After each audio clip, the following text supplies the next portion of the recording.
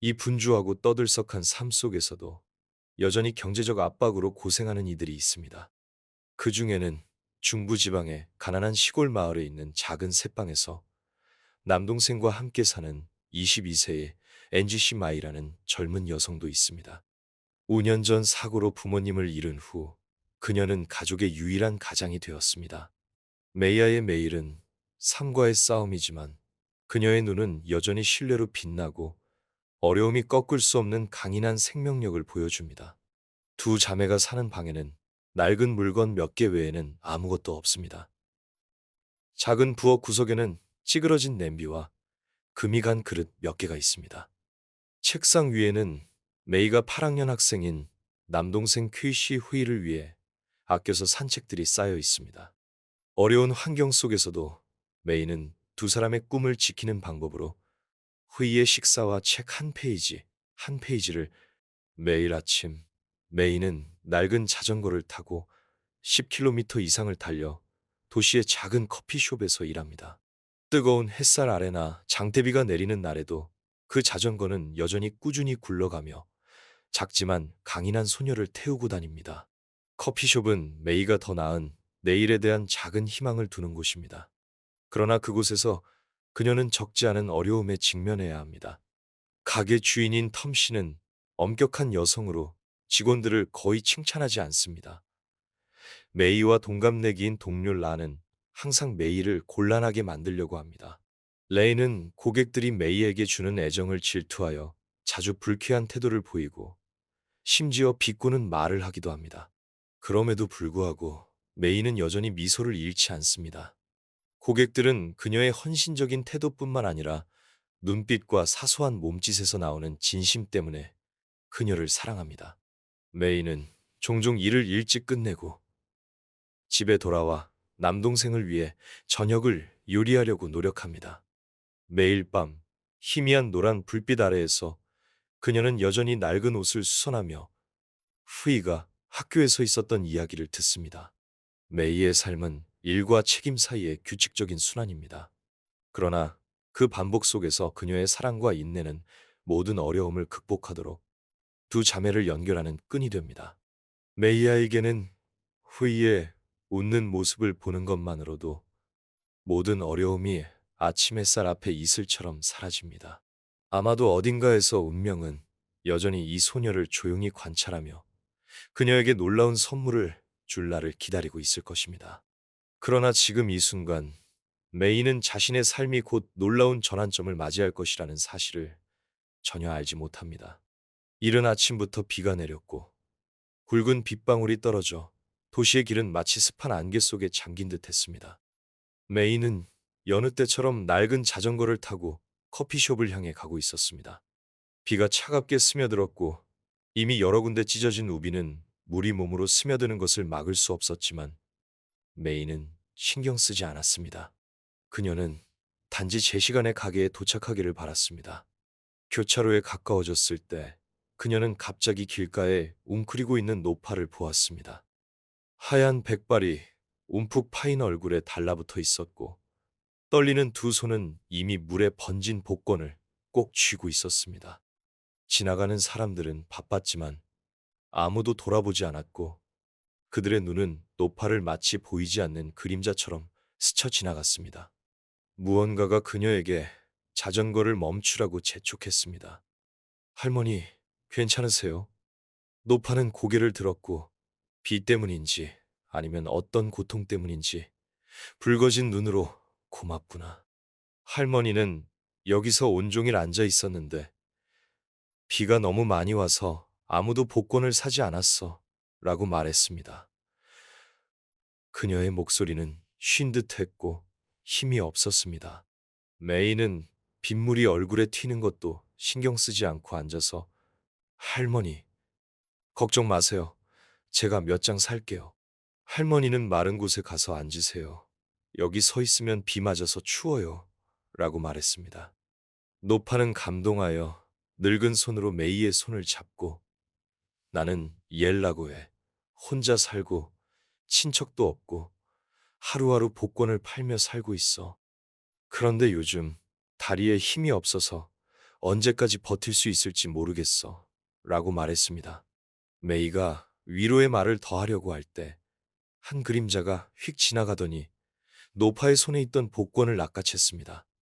강도는 너무 빨리 달아나서 엘 할머니는 비명을 지를 새도 없이 그저 멍하니 그를 바라볼 수밖에 없었습니다. 메이는 벌떡 일어나 할머니, 여기 계세요. 걱정 마세요. 제가 찾아올게요. 라고 말했습니다.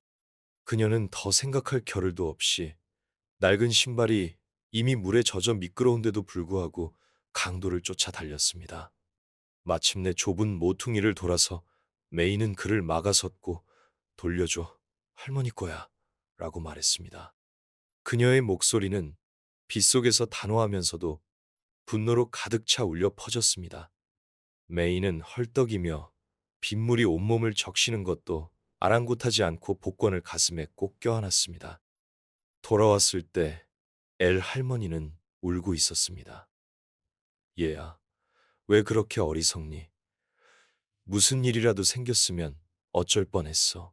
할머니는 고생스러운 얼굴에 눈물과 빗물이 섞인 채 메이는 위로의 빛이 비치는 눈으로 부드럽게 미소 지으며 할머니, 걱정 마세요. 저는 해야 할 일을 했을 뿐이에요. 라고 말했습니다. 엘, 할머니는 떨리는 목소리로 메이아의 손을 꼭 잡고 얘야, 너는 나를 도와주기 위해 멈춰선 유일한 사람이야. 내 선행은 반드시 보답받을 거야. 나는 그렇게 믿어. 라고 말했습니다. 메이는 그저 웃으며 더 이상 아무 말도 하지 않았습니다. 그녀는 어떤 보답도 바라지 않았고 단지 할머니가 복권을 다시 손에 쥐는 것을 보고 마음이 편안해졌을 뿐입니다. 그녀의 마음속에서 비를 맞으며 서 있던 말은 노파의 모습은 결코 잊을 수 없는 기억, 그녀의 인생을 영원히 바꿀 기억이 되었습니다. 엘, 할머니와의 만남 이후 메이는 커피숍에서의 익숙한 일상으로 돌아왔습니다. 복권을 되찾고 미소 짓던 엘 할머니의 모습이 마이의 마음속에 계속 떠올랐고 자신이 한 일이 정말 가치 있다고 느끼게 했습니다. 매일 아침 메이는 여전히 부지런히 자전거를 타고 가게에 갔고 일이 아무리 피곤해도 여전히 친절한 미소를 유지했습니다. 가게에 오는 고객들도 그녀의 사려 깊고 친절한 태도 때문에 그녀를 더 좋아하는 것 같았습니다. 그러나 모두가 메이가 사랑받는 것을 보고 기뻐하는 것은 아니었습니다. 메이와 함께 일하는 동료 란은 점점 더 불쾌해졌습니다. 고객들이 메이에게 하는 칭찬은 그녀의 질투심에 칼을 꽂는 것 같았습니다. 란은 매일 메이를 몰래 관찰했습니다. 그녀는 메이가 종종 돈을 받는 일을 맡는 것을 알아차렸고 이것이 그녀의 나쁜 의도를 실행할 기회라고 생각했습니다. 어느 날 오후 가게가 붐비고 시끄러울 때 텀 씨는 갑자기 금고에 있는 돈이 500만 동 부족하다는 것을 발견했습니다. 가게 안의 분위기가 긴장되었습니다. 텀 씨는 눈살을 찌푸리며 모두를 바라보았고 엄격한 목소리로 너희 중 오늘 금고 열쇠를 가지고 있던 사람이 누구니? 라고 물었습니다.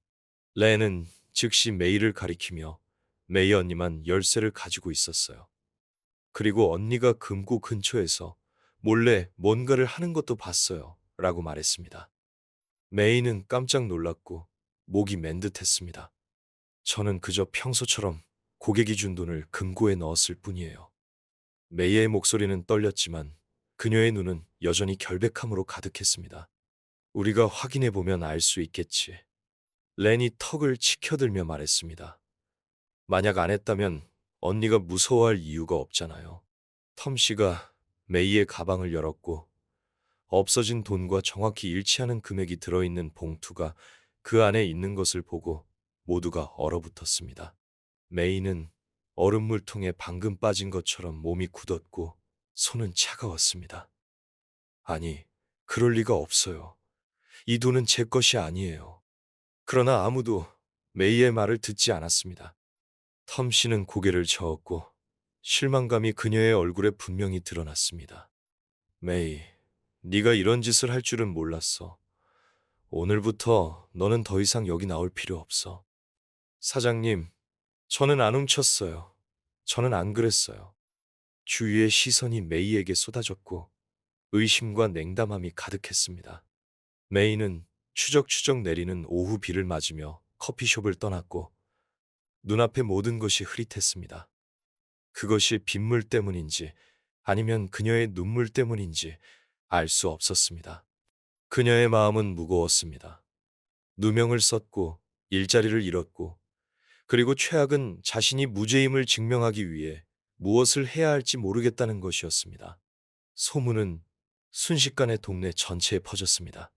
메이라는 애가 커피숍에서 돈을 훔쳤대. 그 악의적인 소문은 그녀의 귀에 뾰족한 바늘처럼 밝혔습니다. 사람들은 그녀를 다른 눈빛, 차갑고 멀리하는 눈빛으로 바라보았습니다. 매일 밤 작은 새방에서 메이는 잠든 남동생을 조용히 바라보았습니다. 그녀의 눈물은 고통과 무력함 때문에 흘렀지만 마음속 어딘가에서 여전히 작은 불꽃이 타오르고 있었습니다. 그녀는 진실이 결국 밝혀질 것이라고 믿었습니다. 비록 희미한 빛이지만 그것이 그녀가 어두운 날들 속에서 의지할 수 있는 유일한 것이었습니다. 그날 오후 메이는 익숙한 길을 따라 집으로 터벅터벅 걸어갔습니다. 비는 그쳤지만 흙의 습한 냄새가 코를 찔렀고 그녀의 가슴속 울컥하는 감정과 뒤섞였습니다. 작은 나무 대문이 눈앞에 나타났지만 메이는 들어가는 대신 털썩 주저앉았습니다. 두 손으로 얼굴을 감싸고 그녀는 마치 한 번도 울어본 적이 없는 것처럼 흐느껴 울었습니다. 의심, 억울함, 그리고 한때 그녀를 믿었던 사람들의 차가운 시선. 메이의 울음소리에 그녀의 남동생 퀴이시 후이가 서둘러 밖으로 뛰어나왔습니다. 누나, 무슨 일이야?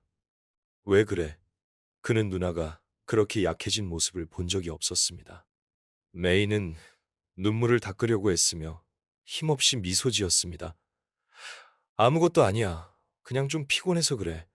누나는 일자리를 잃었어. 퀴시 화이는 누나 옆에 앉았고 그의 눈은 결의로 빛났습니다. 누나, 슬퍼하지 마. 내가 열심히 공부해서 나중에 누나를 도울게. 우리는 괜찮을 거야. 누나, 울지 마. 작고 마른 체격이지만 강인함이 넘치는 남동생을 보며 메이의 마음은 칼로 베이는 듯했습니다. 그녀는 진실을 말할 수 없었습니다. 화해에게 누나가 도둑으로 누명을 썼다는 것을 알릴 수 없었습니다. 우리 함께 노력하자. 그러나 그 후의 날들은 결코 쉽지 않았습니다. 메이가 돈을 훔쳐서 해고되었다는 소문은 순식간에 온 동네에 퍼졌습니다. 시장에서, 골목 어귀에서 언제나 그런 소문이 들렸습니다. 한때 메이와 친했던 일부 사람들은 이제 그녀를 피했고 마치 보는 것만으로도 그들에게 해가 될 것처럼 그녀의 눈길조차 피했습니다. 메이는 침착함을 유지하려고 노력했지만 모든 말들이 그녀의 자존심에 비수처럼 꽂혔습니다. 그녀는 여러 곳에 일자리를 구하러 다녔지만 모두 거절당했습니다. 그녀의 이력서를 보는 의심스러운 눈빛은 메이를 마치 자신이 정말 죄인인 것처럼 느끼게 만들었습니다. 점점 그녀는 더 이상 밖에 나갈 용기가 없어졌습니다. 작은 방에서 보내는 매 순간은 그녀의 말은 어깨를 짓누르는 무거운 시간이었습니다. 많은 밤 메이는 혼자 어둠 속에 앉아 있었고 눈물이 흘러내렸습니다. 나는 어떻게 해야 하지? 내가 도둑이 아니라는 것을 어떻게 증명하지? 그 질문은 그녀의 머릿속에서 계속 맴돌았지만 답은 없었습니다. 모든 증거가 메이에게 불리했고 그녀는 어디서부터 시작해야 할지 몰랐습니다. 어느 날 마당에서 빨래를 널고 있을 때 메이는 근처에 사는 이웃 할머니의 목소리를 들었습니다. 메이야, 너무 슬퍼하지 마라. 인생은 그럴 때도 있고 이럴 때도 있는 거야. 그냥 착하게 살면 하늘은 다 보고 있단다. 메이는 고개를 들어 할머니를 보았습니다. 작고등이 굽은 할머니였지만 자애로운 눈빛은 마치 그녀에게 이상한 믿음을 전해주는 것 같았습니다. 그 단순하지만 진심 어린 말은 그녀 안의 강인함의 일부를 일깨웠습니다. 할머니, 감사합니다. 메이는 조용히 대답했지만 마음속으로는 힘을 얻은 것 같았습니다. 그날 밤, 메이는 퀴슈이 옆에 앉아 열심히 공부하는 남동생을 조용히 바라보았습니다. 그녀는 자신의 두 손을 꼭 잡고 스스로에게 말했습니다. 나는 무너질 수 없어. 나 자신뿐만 아니라 휘를 위해서라도 모든 것을 극복할 방법이 있을 거야. 메이의 마음은 여전히 상처투성이었지만 점차 더 단단해졌습니다. 비록 아직은 불분명하지만 새로운 길이 그녀를 기다리고 있었습니다. 그녀는 아무리 힘들어도 계속 나아가겠다고 결심했습니다. 막다른 길에서 긴 날들이 지나고 메이는 일자리를 찾아 여기저기 헤매고 다녔습니다. 늦은 오후의 햇살이 나무십 사이로 희미하게 비추고 있었습니다. 그녀는 지쳐서 벤치에 앉았고 두 손으로 얼굴을 감쌌습니다. 그녀의 마음은 길가의 먼지 냄새가 짙게 밴 바람처럼 무거웠습니다. 갑자기 뒤에서 부르는 소리가 들렸습니다. 메이, 너 맞지? 메이는 고개를 들었고 멍한 눈이 할머니를 알아보고 갑자기 빛났습니다. 할머니는 여전히 낡은 옷을 입고 손에 복권을 들고 있었지만 자애로운 눈빛은 전혀 변하지 않은 것 같았습니다. 할머니는 재빨리 다가와 걱정스러운 목소리로 왜 이렇게 헬쑥해졌니? 무슨 일 있었니, 얘야? 라고 물었습니다. 메이는 입술을 깨물며 솟구치는 감정을 억누르려고 했지만 엘 할머니의 따뜻한 눈빛을 마주하자 더 이상 참을 수 없었습니다. 할머니, 저는 어떻게 해야 할지 모르겠어요. 저는 누명을 썼어요. 사람들이 제가 돈을 훔쳤다고 하고 저는 해고당했고 이제 아무도 저를 믿지 않아요. 메이의 목소리가 터져 나왔고 해숙한 뺨 위로 눈물이 흘러내렸습니다. 엘, 할머니는 복권을 벤치에 내려놓고 메이를 가까이 끌어당겼습니다. 가엾은 것. 나는 너를 믿어. 너는 좋은 사람이야. 나는 알아. 너 같은 사람은 결국 하늘이 도울 거야. 단지 이 일은 시간이 필요할 뿐이야. 메이는 고개를 들어 절망 가득한 눈으로 엘, 할머니를 바라보았습니다. 하지만 할머니, 누가 저를 믿어줄까요? 모든 사람이 저에게 등을 돌렸는데 저는 어떻게 해야 하나요? 엘 할머니는 부드럽게 메이의 손을 잡았고 그녀의 목소리는 낮았지만 단호했습니다. 얘야, 선행이 항상 올바르게 인식되는 것은 아니지만 네가 결백하다는 것을 알고 있다면 모든 사람을 만족시킬 필요는 없어. 이 세상은 항상 그 나름의 공평한 방식이 있어. 이해하니? 메이는 조용히 있었고 할머니의 말은 두 손은 마치 추운 날들 속에서 그녀에게 약간의 온기를 전해주는 것 같았습니다. 나도 너 같았어. 나도 한때 사람들이 오해하고 비난했지만 결국 시간이 모든 것을 증명해 줄 거야. 네가 포기하지 않는 한 모든 것이 밝혀질 거야. 자신을 믿으렴. 리엘 할머니의 목소리는 마치 메이의 마음을 스치는 부드러운 바람과 같았고 무거움의 일부를 씻어냈습니다. 할머니는 옷주머니를 뒤져 복권 한 장을 꺼내 메이의 손에 쥐어주었습니다. 행운이 너에게 미소 지을지는 모르겠지만 이것을 격려의 말로 생각해. 메이는 손에 든 복권을 바라보았고 그리고 엘 할머니를 바라보았습니다. 따뜻한 감정이 마음속에 퍼졌습니다. 그녀는 고개를 끄덕이며 조용히 말했습니다. 할머니, 감사합니다. 정말 감사합니다. 그날 오후 메이는 조금은 가벼워진 마음으로 공원을 떠났습니다. 할머니의 말이 그녀의 마음속에 계속 맴돌았습니다. 네가 결백하다는 것을 알고 있다면. 공원에서 위로가 가득한 대화를 나눈 후 할머니는 갑자기 걱정과 애정이 섞인 눈빛으로 메이를 바라보았습니다. 며칠 동안 우리 집에 와줄 수 있겠니? 나는 늙었고 혼자 사는 것이 외로워서 그냥 이야기를 나눌 사람이 있었으면 좋겠어. 메이는 그 제안에 깜짝 놀랐습니다. 하지만 할머니께 폐를 끼치는 것 같아서요. 그리고 저는 일도 구해야 하는데요. 엘 할머니는 미소 지으며 고개를 저었습니다. 며칠만 쉬렴, 얘야. 인생은 때때로 멈춰서 자신이 가는 길을 분명히 볼 필요가 있어.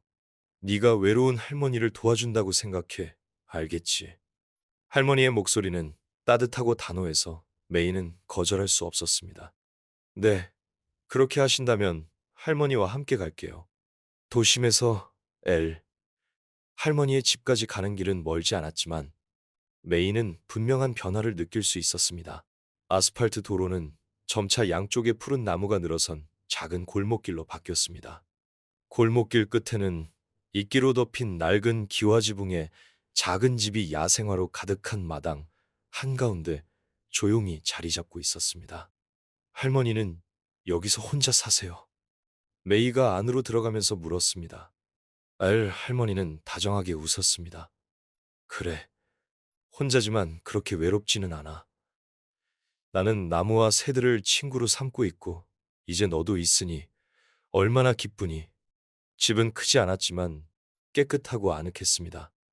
작은 나무 탁자부터 커튼까지 집안의 모든 물건은 시간의 흔적을 담고 있었습니다. 메이는 마치 바깥의 소란과 피로와 분리된 공간에 들어온 것 같았습니다. 할머니는 야채 수프, 생선 조림 한 접시, 그리고 흰 쌀밥으로 간단한 식사를 준비했습니다. 그러나 향기로운 냄새와 할머니가 메이아에게 먹으라고 권하는 다정한 태도는 그녀가 오랫동안 그리워했던 따뜻함을 느끼게 했습니다. 암울한 날들을 보낸 후 메이가 진정으로 마음이 편안해진 것은 이번이 처음이었습니다. 식탁에 앉아 있는 동안 엘 할머니는 자신의 인생 이야기를 하기 시작했습니다. 그녀의 목소리는 마치 기억 속에 잠긴 듯 낮아졌습니다. 너는 알고 있니? 나는 예전에 사업가였어. 집도 있었고, 차도 있었고, 직원도 있었지만 사기 사건으로 모든 것을 잃었어. 단 하룻밤 만에 나는 모든 것을 잃었어. 메이는 눈앞에 있는 소박한 여성이 그런 과거를 가졌다는 것을 믿을 수 없었습니다. 할머니는 어떻게 극복하셨어요? 메이는 호기심과 감탄이 섞인 마음으로 물었습니다. 엘, 할머니는 슬프게 웃었습니다. 처음에는 내 인생이 끝났다고 생각했지만 결국 나는 깨달았어. 선한 마음만 있다면 나는 처음부터 다시 시작할 수 있다는 것을. 이 소박한 삶은 나에게 많은 것을 깨닫게 해주었어. 행복은 내가 가진 것에 있는 것이 아니라 내가 삶을 대하는 태도에 있다는 것을. 할머니의 이야기를 들으며 메이는 마치 지난 몇 달 동안의 자신을 보는 것 같았습니다.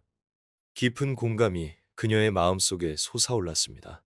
그날의 대화는 그녀가 애를 할머니에 대해 더 잘 이해하도록 도왔을 뿐만 아니라 그녀가 여전히 노력하고 있는 것들, 그녀가 결코 잃지 않은 가치들을 되돌아보도록 도왔습니다. 메이는 식사 후 창가에 조용히 앉아 낡은 기와지붕을 덮은 황금빛 노을을 바라보았습니다. 그녀의 마음은 갑자기 가벼워졌고 마치 어떤 짐을 내려놓은 것 같았습니다. 이곳, 이 작은 집에서 메이는 오랫동안 갈망해왔던 평화로운 구석을 발견했습니다. 그리고 그때부터 새로운 믿음이 싹트기 시작했습니다. 알, 할머니의 집에 머무는 날들은 메이가 평화를 느낀 드문 시간이었습니다. 매일 아침 일어날 때마다 메이는 할머니가 마당에서 야생화 화분을 다듬는 모습을 보았습니다. 간단한 식사, 할머니의 부드러운 이야기는 메이가 점차 정신을 차리도록 도왔습니다. 그러나 그날 아침 모든 것이 갑자기 바뀌었습니다. 메이는 일어나 부엌으로 내려갔지만 평소처럼 엘 할머니가 보이지 않았습니다. 불길한 예감에 그녀는 재빨리 할머니의 방으로 갔습니다. 문을 살짝 밀자 메이는 멈칫했습니다. 할머니는 침대에 조용히 누워 있었고 눈을 감고 있었고 마치 평화로운 꿈속에 잠긴 듯 평온한 얼굴이었습니다. 그러나 할머니는 더 이상 숨을 쉬지 않았습니다. 할머니. 메이의 부름은 목이 메었고 눈물이 왈칵 쏟아졌습니다. 그녀는 침대 옆에 무릎을 꿇었고 떨리는 손으로 할머니의 차가운 손을 만졌습니다. 슬픔이 북받쳐 올랐고 고통스럽고 공허했습니다. 엘 할머니가 평화롭게 떠났다는 것을 알고 있었지만 상실감은 여전히 너무 컸습니다. 그녀는 조용히 정리하고 모든 일을 처리했습니다. 마치 할머니에게 바치는 마지막 작별 인사처럼. 엘 할머니가 돌아가신 지 일주일 후 메이는 자신을 할머니의 변호사라고 밝힌 사람으로부터 전화를 받았습니다. 그녀는 놀랐지만 약속대로 사무실로 갔습니다. 작은 방에서 변호사는 메이아에게 큰 봉투를 건네주며 말했습니다. 이것은 엘 할머니의 유언장입니다. 메이는 멍해졌습니다. 재산이라고요? 저는, 저는 이해가 안 돼요. 할머니는 그저 복권을 파는 분이셨는데요. 변호사는 부드럽게 미소 지었습니다. 할머니는 한때 부유한 사업가였습니다. 말년의 할머니는 주목을 피하기 위해 소박하게 사는 것을 선택하셨고, 할머니가 보시기에 합당한 사람인 당신에게 자신의 모든 재산을 맡기셨습니다.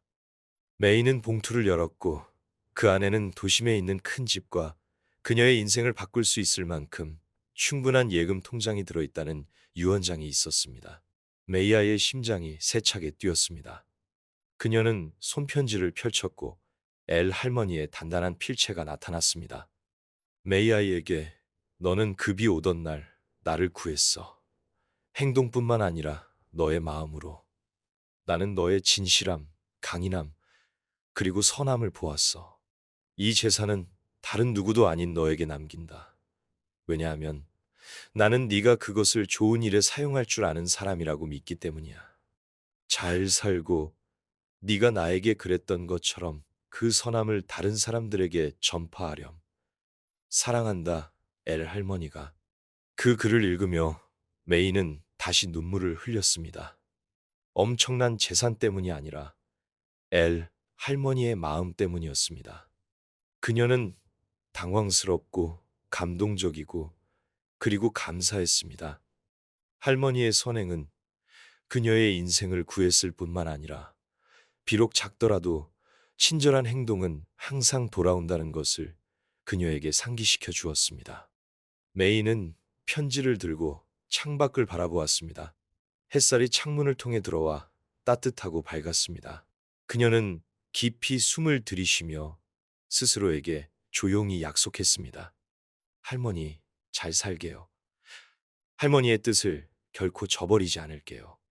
메이와 AR. 할머니의 이야기는 놀라운 선물로 끝났지만 그것은 메이가 결코 생각하지 못했던 새로운 여정의 시작이었습니다. 엘 할머니의 편지를 읽은 후 메이는 며칠 동안 새방에 조용히 앉아 자신의 손을 바라보았습니다. 할머니가 남긴 재산은 엄청난 선물일 뿐만 아니라 무거운 책임이었습니다.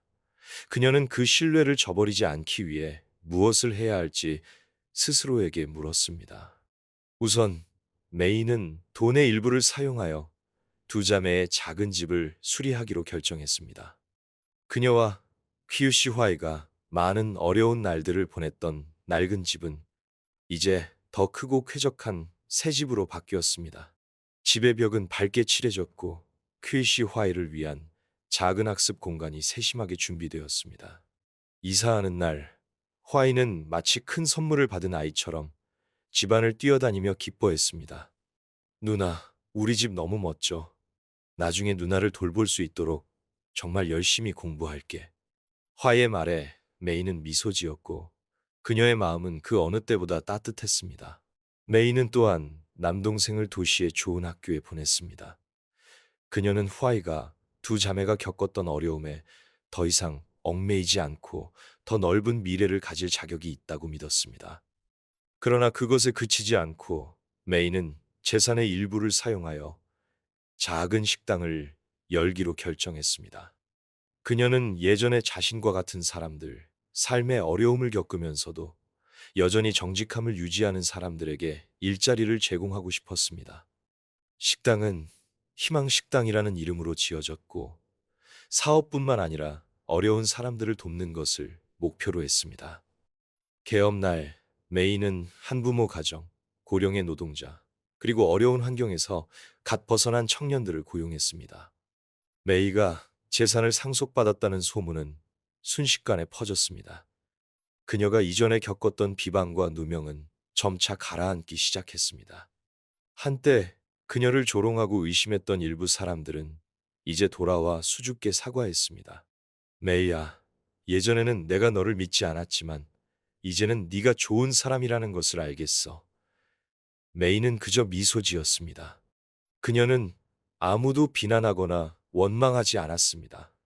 그녀의 마음속에서 모든 사람은 의심할 만한 이유가 있었고, 그녀는 더 이상 아무것도 증명할 필요가 없다는 것을 알고 있었습니다. 삶이 점차 안정되면서 메이는 재산이 가장 중요한 것이 아니라는 것을 깨달았습니다. 진정한 가치는 그녀가 만들어낼 수 있는 긍정적인 변화에 있었습니다. 한때 길을 잃었지만 이제는 안정적인 직업을 찾은 직원들을 볼 때마다 메이는 만족감을 느꼈습니다. 그녀는 자신의 인생을 바꿨을 뿐만 아니라 많은 다른 사람들이 새로운 희망을 찾도록 도왔습니다. 어느 날 저녁, 메이는 집 앞 계단에 앉아 별이 가득한 하늘을 바라보았습니다. 부드러운 바람이 불어와 엘 할머니가 좋아했던 꽃들의 향기를 실어왔습니다. 그녀는 조용히 눈을 감고 속삭였습니다. 할머니, 할머니가 말씀하신 대로 계속 좋은 일을 할게요. 약속해요. 메이아의 마음속에서 새로운 여정이 시작되고 있었습니다.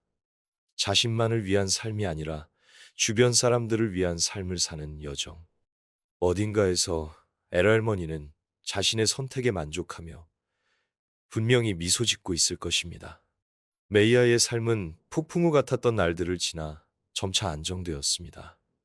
그러나 그녀의 마음속에는 여전히 커피숍에서 겪었던 억울함, 떨쳐버릴 수 없는 고민이 남아 있었습니다. 비록 이제는 더 나은 다른 길을 걷고 있지만 메이는 자신이 영원히 도둑이라는 꼬리표를 달고 싶지 않았습니다. 그녀는 기회가 있다면 진실이 밝혀질 것이라고 믿었습니다. 어느 날 오후 메이가 집 앞에 화분을 돌보고 있을 때 커피숍의 단골 손님으로부터 전화를 받았습니다. 전화기 저편에서 중년 여성의 목소리가 들렸습니다. 메이, 너에게 할 말이 있어. 얼마 전 우연히 생각났는데 네가 누명을 썼던 날 렌이라는 애가 금고 근처에서 몰래 뭔가를 하는 것을 봤어. 그때는 중요하지 않다고 생각해서 말하지 않았지만 이제는 이 일을 밝혀야 한다고 생각해. 메이아의 심장이 세차게 뛰었습니다. 그것은 그녀가 오랫동안 기다려온 단서였습니다. 즉시 메이는 엘 할머니의 변호사, 재산 관련 서류 작업을 도와주었던 사람을 찾아갔습니다. 그의 도움으로 메이는 진실을 증명할 증거를 수집하기 시작했습니다. 그날의 오래된 보안 카메라 영상이 복구되었고 그 영상에는 란이 몰래 금고를 열고 돈을 꺼내 메이의 가방에 넣는 모습이 명확히 담겨 있었습니다. 메이는 녹화 영상과 증거를 손에 쥐었고 마음은 가벼워지면서도 무거웠습니다.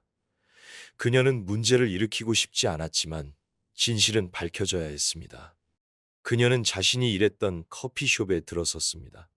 텀 씨는 메이를 보고 놀란 듯 했지만 침착한 태도를 유지했습니다. 메이, 무슨 일 있니?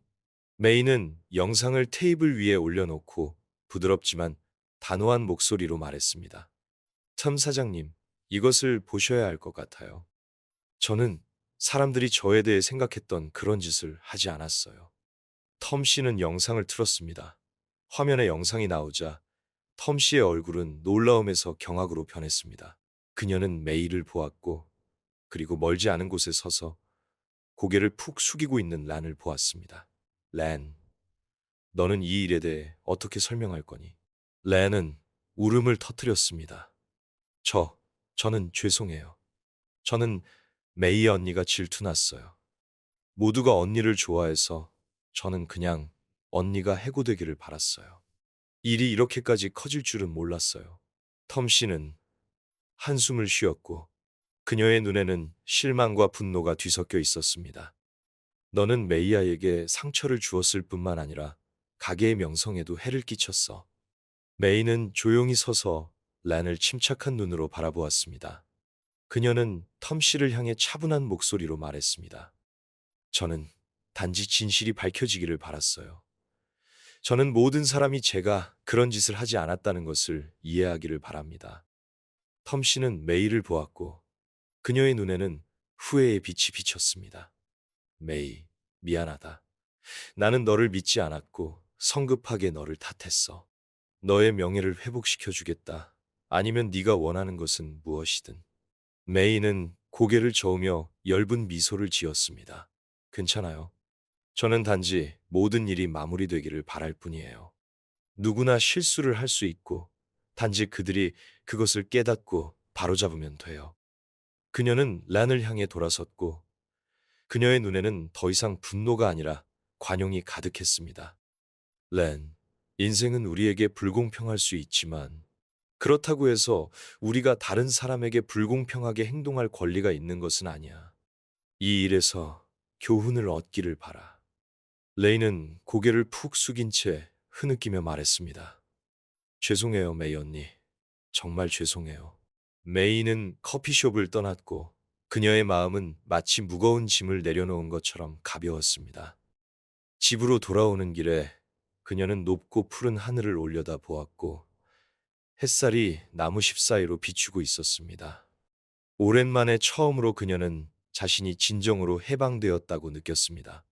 진실이 밝혀졌고 이제 그녀는 더 이상 아무 것에도 얽매이지 않고 앞으로 나아갈 수 있었습니다. 암울했던 날들은 지나갔습니다. 메이는 이제 인생의 새로운 장을 열었습니다. 엘 할머니가 남긴 재산으로 그녀는 자신의 삶을 바꿨을 뿐만 아니라 주변 사람들을 도왔습니다. 희망 식당이라는 작은 식당은 점점 더 많은 손님으로 붐볐습니다. 그러나 메이아에게 가장 의미 있는 것은 매출이 아니었습니다.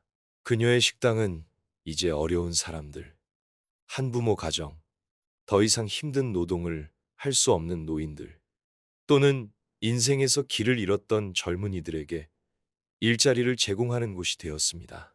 거기서 멈추지 않고 메이는 그 지역의 가난한 여성들을 위해 무료 요리 수업을 조직하는데 시간을 할애했습니다.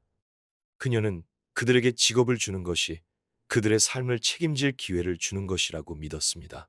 그 수업은 항상 웃음과 진심 어린 감사의 말로 가득했습니다. 희망에 찬 여성들의 눈빛을 보며 메이는 자신의 마음에 힘이 더해지는 것을 느꼈습니다. 메이아의 남동생 크리쉬 후아이도 누나의 사랑과 보살핌 속에서 점차 성장했습니다. 그는 자신의 인생을 바꾼 누나에 대해 친구들에게 자랑스럽게 이야기하는 우수한 학생이 되었습니다. 메이아의 누나는 세상에서 가장 좋은 사람이야. 화이는 자랑스러움으로 반짝이는 눈으로 자주 말했습니다. 메이가 하는 모든 일에서 엘머니의 모습은 마치 영감의 원천처럼 항상 존재했습니다. 누군가를 도울 때마다 메이는 할머니의 가르침을 기억했습니다. 네가 나에게 그랬던 것처럼 선함을 전파하렴. 메이가 한때 평화를 찾았던 엘 할머니의 작은 집은 이제 그녀가 보존하여 희망의 집이라고 이름 붙였습니다. 그곳은 도움이 필요한 사람들의 만남의 장소, 따뜻함과 나눔이 가득한 공간이 되었습니다. 어느 날 오후, 메이는 퀴시 후이와 함께 집 앞 계단에 앉아 놓으리 온 하늘을 황금빛으로 물들이는 것을 바라보았습니다. 식당 안에서 사람들의 웃음소리가 들려와 바람에 실려왔습니다. 가난한 소년이 무료 식사를 손에 들고 식당에서 나왔습니다. 그는 집으로 달려가기 전에 뒤돌아 메이에게 고개 숙여 인사했습니다. 메이는 그를 바라보며 미소 지었습니다. 그 순간 그녀는 행복이 크고 거창한 것에 있는 것이 아니라 의미 있는 작은 행동에 있다는 것을 깨달았습니다. 메이아의 이야기는 선행이 결코 헛되지 않다는 것을 우리에게 상기시켜 줍니다. 비록 때때로 인생은 불공평할 수 있지만 우리가 세상에 심는 좋은 가치는 항상 돌아올 방법을 찾을 것입니다. 메이는 고통, 불공평, 그리고 상실을 겪었지만 그것들에 휩쓸리는 대신 선의와 정의에 대한 믿음을 굳게 지키는 것을 선택했습니다. 바로 그 인내심이 그녀가 폭풍우를 극복하고 의미 있는 삶을 창조하도록 도왔습니다.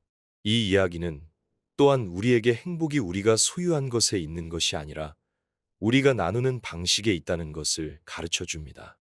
선함을 전파함으로써 메이는 자신의 인생을 바꿨을 뿐만 아니라 수많은 다른 사람들에게 희망을 가져다 주었습니다. 비록 작더라도 친절한 행동은 항상 세상을 바꿀 힘을 가지고 있습니다. 진실하게 살고 믿음을 굳게 지키고 사랑을 전파하십시오. 그것이 바로 우리가 인생의 진정한 의미를 찾는 방법이기 때문입니다.